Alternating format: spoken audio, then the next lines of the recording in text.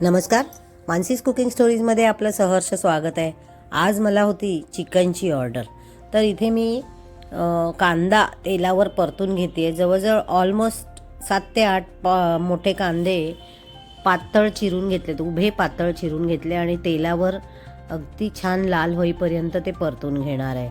आणि परतत असताना मध्येच बघा लाल रंग आपला बदललाय कांद्याचा, म्हणून मग आता ह्याच्यामध्ये मी आलं लसणीची पेस्टही घातली आणि तो कच्चा वास निघून जाईपर्यंत पुन्हा परतणार आहे। मला क्लायंटने स्पेशली सांगितलेलं की खोबरं नको आहे म्हणून, आणि आज सकाळी ऑर्डर द्यायची असली की मग रात्रीच मग ते मॅरिनेशन करून ठेवायला लागतं। तर सकाळी लवकर ऑर्डर द्यायची होती म्हणून मग कालच चिकन आणून त्याला मॅरिनेट करून ठेवलं आहे मी। आणि इथे आता मी एक मोठा टोमॅटो बारीक चिरून घेतला, अगदी फाईन चॉप, आणि तो परतत असताना त्याच्यामध्ये मीठ घातलं म्हणजे तो व्यवस्थित गळून जाईल आणि छान त्याची एक प्युरी तयार होईल। आता मला थोडंसं आलं लसणीचा वास कमी वाटला म्हणून मी अजून एक चमचाभर घातला आहे याच्यात। आणि इथे आता मी ड्राय मसाले घालून घेणार आहे।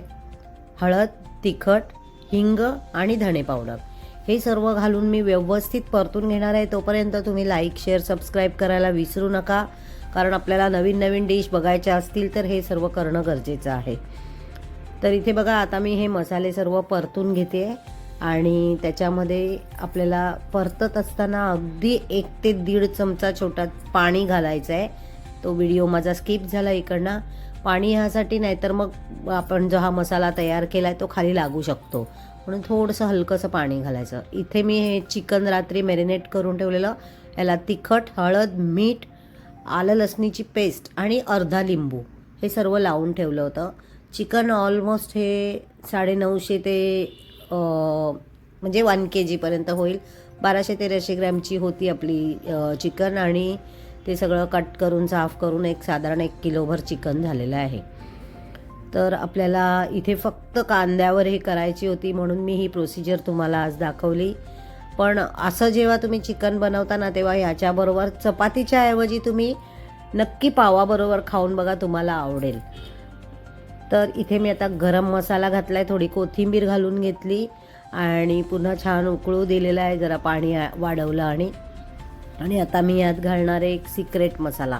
त्या मसाल्याचे तुम्हाला नाव हवं असेल तर तुम्ही मला मेसेज बॉक्समध्ये कमेंट्समध्ये मेसेजेस करा, मी तुम्हाला नक्की या मसाल्याचं नाव सांगेन, कारण ही या चिकनची जान आहे। चला तर मग भेटूया उद्याच्या भागात, तोपर्यंत इथेच थांबते। भरपूर कोथिंबीरने आपलं चिकन सजवूया। कशी वाटली डिश सांगायला विसरू नका। एन्जॉय।